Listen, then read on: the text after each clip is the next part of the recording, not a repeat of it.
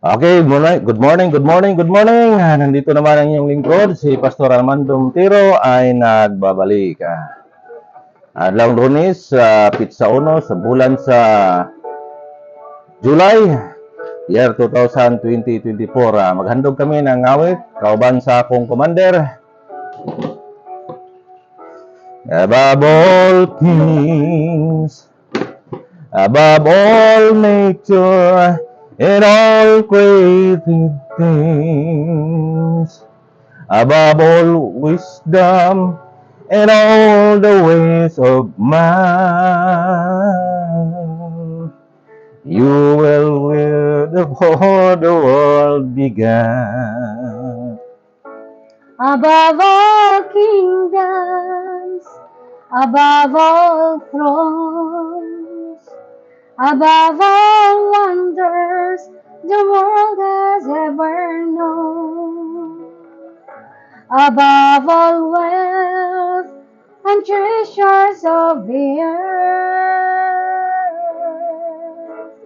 there's no way to measure what you're worth. Crucified and laid behind the stone, lived to die, rejected and alone, like a rose, a trample on the ground. You took the fall and thought of me above all.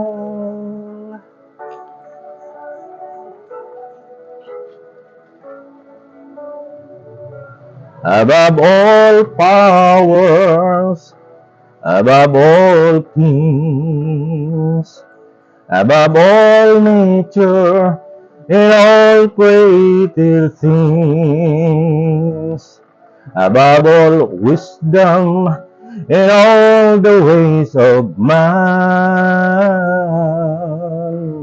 you were here before the world began.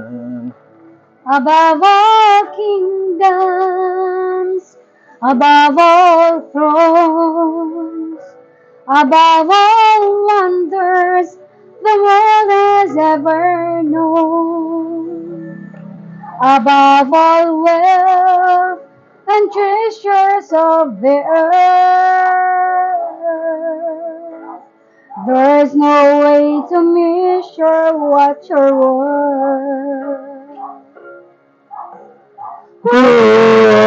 Crucified and laid behind the stone, you lived to die, rejected and alone, like a rose, trampled on the ground. You took the fall and thought of me above all. Crucified and laid behind the stone, you lived to die, rejected and alone, like a rose, trampled on the ground. You took the fall and thought of me above all. Like a rose, Trampled on the ground, you took the fall and thought of me above all.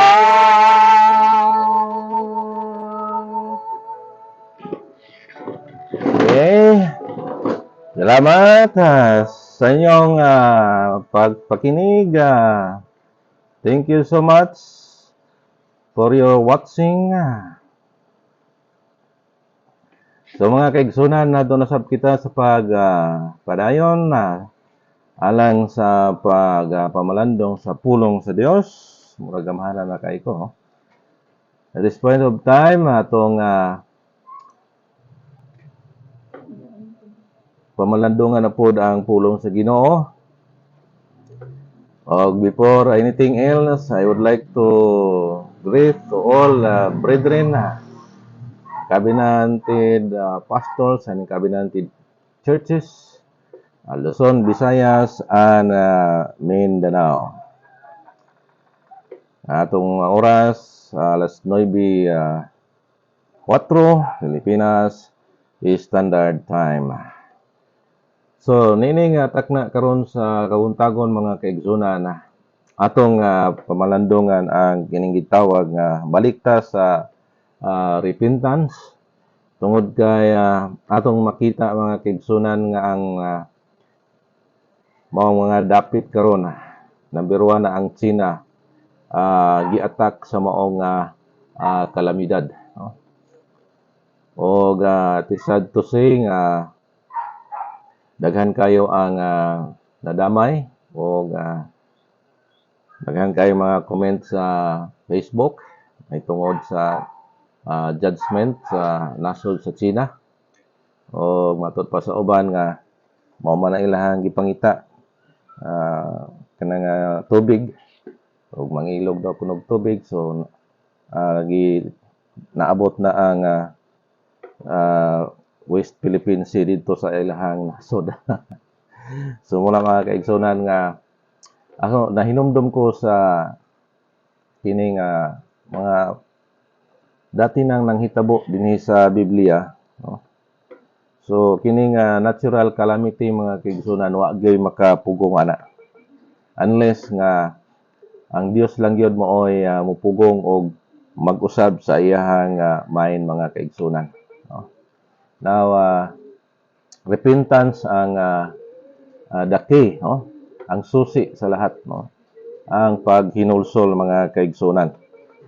Kay dito sa kinigitawag nga Sodom and Gomorrah, giwarningan sila sa Ginoo kay in every judgment there is a warning.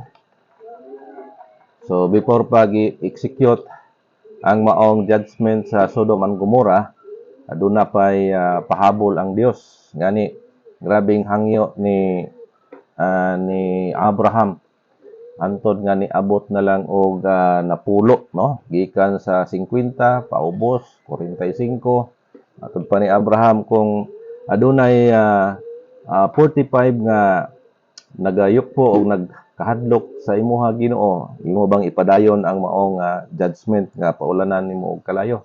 Matud pa sa Ginoo dili tungod sa 45 hantod nag 40 hantod nag 30 hantod nag 25 na lang hantod nga abot na gyud og pulo. So wa gyud nakaabot og pulo mga kaigsunan kay bisan gani si asawa ni Lot ni bigay. So mo na nga napadayon gyud ang judgment nga paulanan og kalayo og asupre ang duha ka syudad nga Sodom ug Gomorrah.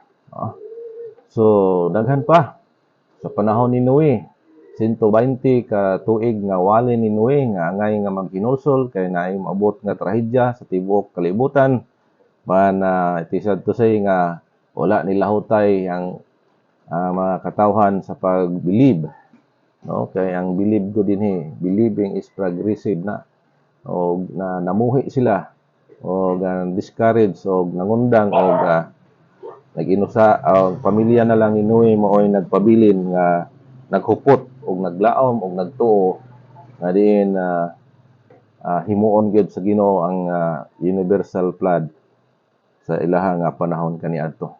Apan aduna tay napansin diri mga kaigsunan sa case sa Ninive nga before the judgment sa siyudad sa Ninive ipadadaan sa og magwawali.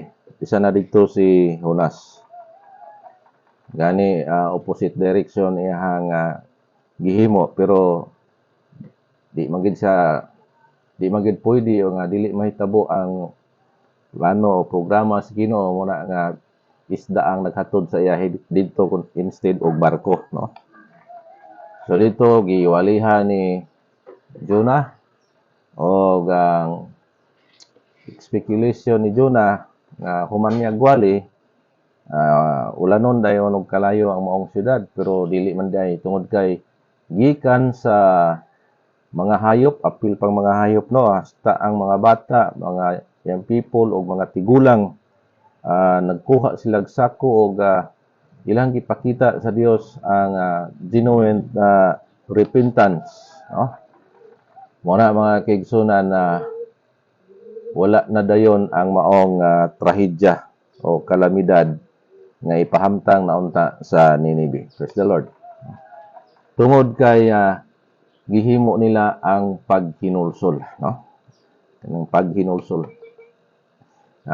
Genuine repentance is metanoia, another change of mind. So, nag-usab gikan sa ilahang paghimo og dili maayo nga nakapasubo sa Dios, nanumpa og nangako sila nga ilahan ang usbon og hinulsolan og dili na nila usbon. Muna mga kaigsunan nga ingon ana lang yun kasimple nga mausab ang mind sa ato ang Ginoo, no? Repentance ra gyud ang susi ng lahat aron nga maluoy ang Dios o dili na niya ipadayon ang iyang plano nga tudason kanang lampurnason kay lampurnas man gina mga kaigsunan hamak mo ana nga kita nimo sa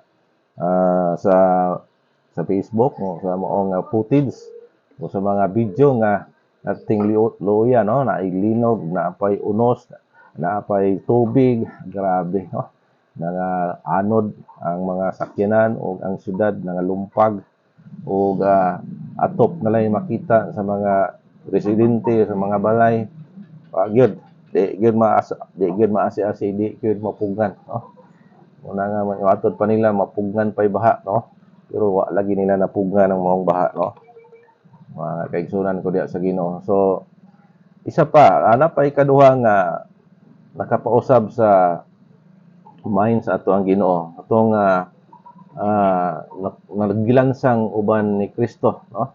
Atong tulisan dito nga tupad ni Kristo og sa pikas nagbiay-biay matod pa sa pikas nga naa sa wala kung tinuod ka nga Dios naog diha sa imong sa cross og luwas sami og gibadlong sa tuo nga bahin mao nga makasala nga ayaw sulti gisama ni ana tungod kay kita ang takos nga silutan tungod sa atong pagkamakasala apan kining naa sa atong taliwala anak ni sa Dios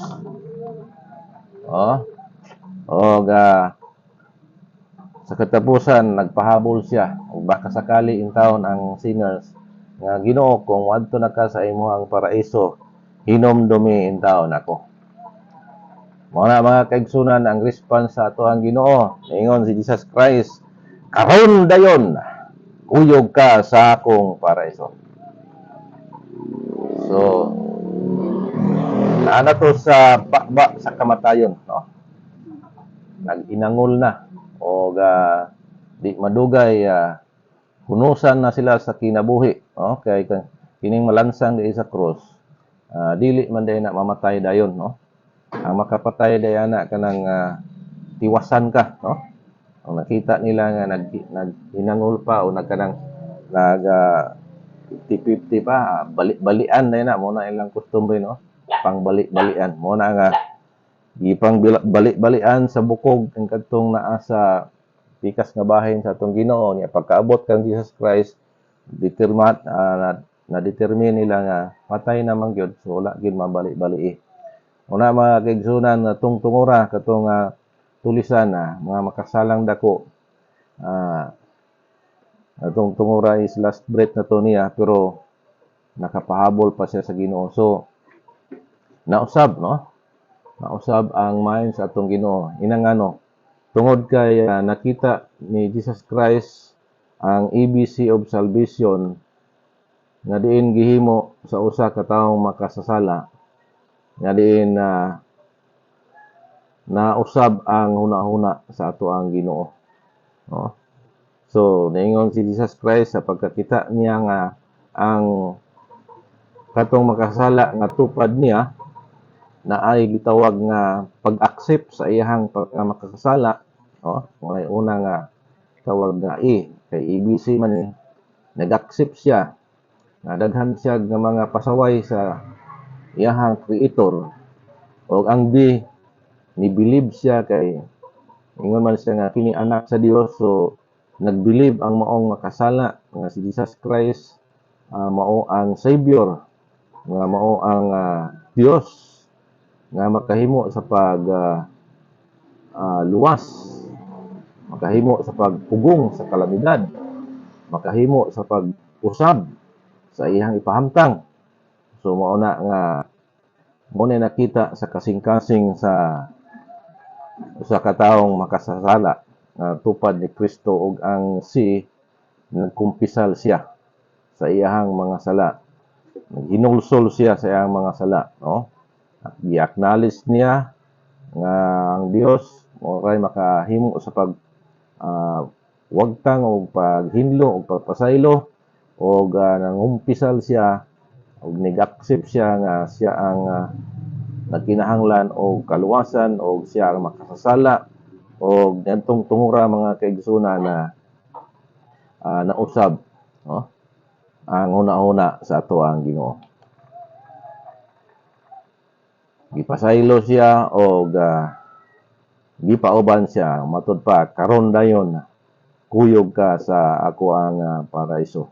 Wala mga kaigsunan kayang ang adtuan sa mga taong luwas sa pagka-impiernohanon o luwas sa kabinan dito man na sa third heaven. Ang third heaven mo ay destiny sa maong mga matay nga nakaila kang Kristo. Apan diha lang siya sa walang bahin, kaya nabahin man sa duha ka bahin, walag tuo man kay ang river man mo ay divide nini pankadtong nakaabil sa kaluwasan sa pagka-impiernohanon o kaluwasan diha sa kabinan nga diin qualified siya sa kingharian didto sa tuo nga bahin siya ibutang. Wala siya. Pero kining taong tulisan nga igo lang na enjoy niya ang ordinary salvation. At the end of your faith, it is the salvation of your soul. So didto siya gibutang sa wala nga bahin. Pero at least sa paraiso siya padulong. Dili siya parehas atong kauban niya nga makasala o tulusan pod o kawatan nga didto gito gidala sa second heaven nga which is the hell, no?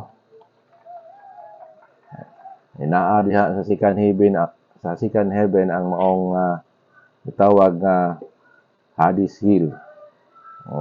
Ato pa sa uban ano daw naa sa second heaven. Naman daw kuno sa sentro sa earth. Tako kay nang diskasan ba mga kaigsunan.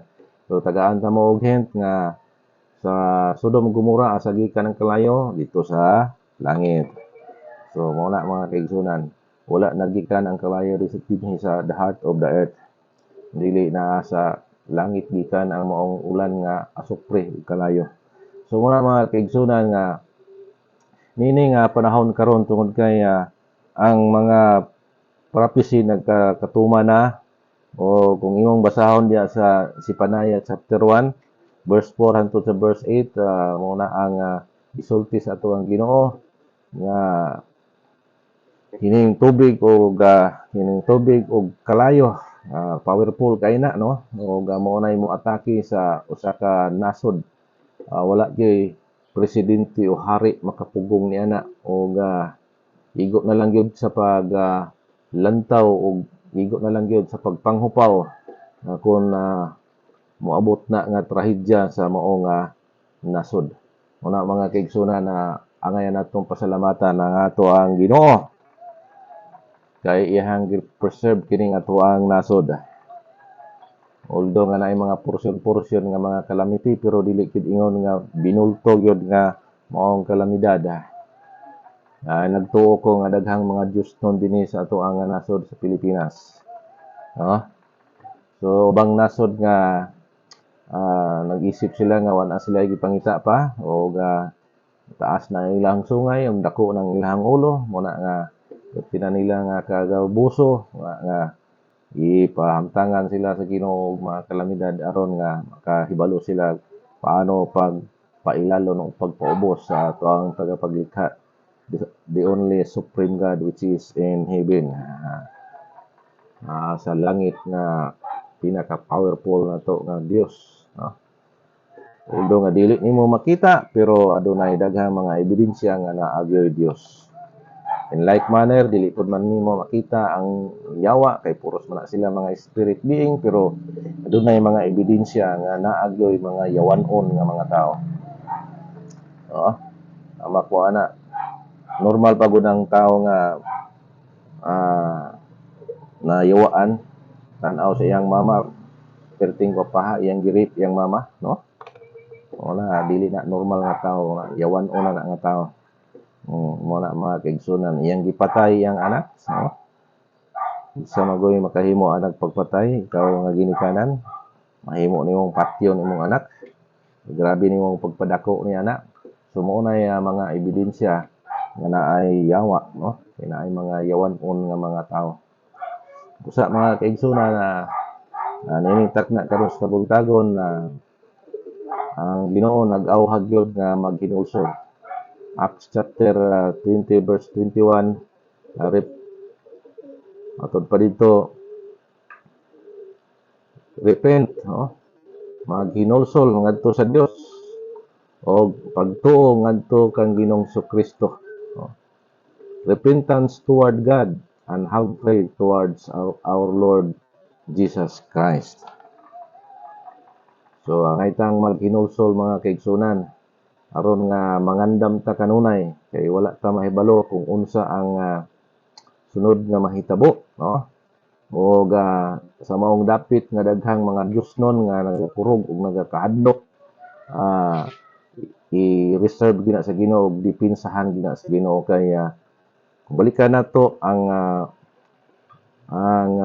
tubag sa ato ang Ginoo sa kanang gitawag nga maputi nga paghangyo ni Abraham.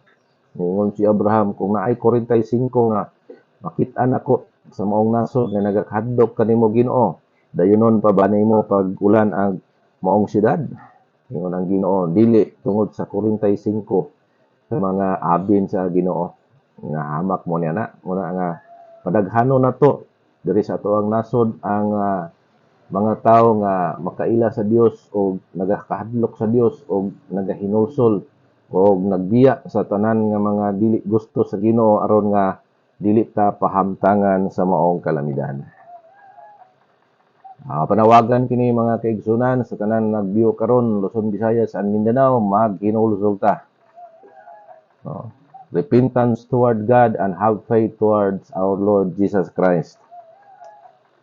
Aron nga maubay-ubay ta nga mga Dios non dinis ka Pilipinas, so ilikay ta sa maong dako kayong trahedya. Sa maabot nga Third World War nga kahadlokan nig maayo mga kaigsunan kay aside sa tao naapay mga AI, mga robotic. Unsa man tao atong ikasagang ni ana, no? Wa man tay nuclear bomb, wala man pud tay mga robotic nga mga soldiers, wala man pud tay wala nga ang ato ra yung mahimo nini ang pag-ilag yun sa Dios nga labing makagagahom aron nga pugngan sa Ginoo ang maong natural calamity o either iyahang badlungon ang maong bagyo o either di niya ipahamtang ang maong tubig o either kalayo. So naaragid na sa kamot sa ato ang Ginoo, no? O ang Dios maluoy gid siya tungod kaya maluloy-on man siya nga Ginoo. Sa kasyudad nga iyang gikaluyan higala igsoon ang Ninibe o gikasab-an gibadlong sa Dios si Jonas ay niingon siya kanusa pa man laglago ng syudara no? Niya mo to nga nalaya og kalit ang maong gipasilungan niya at maong tabayag siya. Sayang nga pud aning maong kahoy, no? Nga dali ra kayo nalaya matud pa sa atong Ginoo. Unas gisayangan ka sa maong tabayag pero wala ka sayangi sa mga kalag sa Ninibe. Naghinulsol na sila. Una nga nang lipaghong si Jonas kay abdi man niya dayonon ang pag-ulan og kalayo sa maong syudad. Wala di gidayon sa Ginoo tungod kay naghinulsol ang maong mga katawhan didto nga dapit. So naluoy ang Ginoo, no? Naluoy ang Ginoo sa maong mga katawhan nga nag-change of mind, naghinulsol, unya niabi na sa iyaha, wala nga ingon anak ka maluloyo na to ang Ginoo. Samtang dili pa ulahi ang tanan. So dili na to ipaulahi ang pagmahay. Na paghinulsol na may mo tawag sa ibuhano nga ulahi na ang pagmahay, no? Dapat nga unahon na to, no? Unahon na to ang paghinulsol. Ay aron nga dili madayon ang maong gikahadlokan nato nga mga kalamidad nga walay lain ang makapugong ug makaalaw ug makakuan ni ana mao lang yung Dios siya ang makapugong, siya ra pod ang mo execute muna mga kaigsunan. Busa katapusan ang Dios nag-awhag 2 Corinthians chapter 6 verse 2, for he said, I have heard thee in a time accepted, and in the day of salvation have I succored thee. Behold, now is the accepted time. Behold, now is the day of salvation. So, mao ni mga kaigsunan nga gusto sa Ginoo karon gid ta maghinulsol, karon pud ang takna sa kalawasan, karon no, karon puros now, walay tomorrow, no. Karon ta mag-usab, karon ta pangita sa kamaturan, karon ta moduos Ginoo, no. Wala ang awhag sa Biblia. Busa daghang salamat, shout out kung mga viewers. So shout out kanimo diha day. Si Inday is still watching now. Wa naman tayo igong panahon. Kininyo ubos ng lagad, manamilit kaninyo. Ini si Pastor Armando Montero. Hanggang sa muli, magkita-kits tayo. Bye-bye mga kaigsunan.